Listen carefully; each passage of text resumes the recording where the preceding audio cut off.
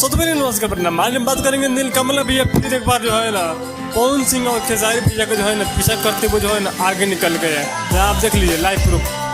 विकास कुमार बिना प्रूफ के बात नहीं करता है। तो यही तो है जलवा हमारा नीलकमल भैया का। उनका जो है ना गाने का टाइटल जो है ना हम सुन के जो है ना और देख के भी जो है ना काफ़ी कन्फ्यूज है। लोग जो है जवानी में दारू पीता है और यहाँ पर जो है ना जवानी दारू हो गया है। तो यही था हम नीलकमल भैया के जादू। एक दिन वो जो है ना यहाँ पे 37 लाख पिला दिए। और भी कलकार के जो है यहाँ पर गाना रिलीज होता है जिस सीरीज पे, जिसमें गाना रिलीज हुआ है। और यहाँ पर जो है ना 10 लाख 11 लाख 12 लाख जो है ना फ्यू लाने हो पूरा दम निकल आता है। और यहाँ पर नीलकमल भैया गाने में कौन जादू रहता है भैया हम समझ नहीं आता पाते हैं।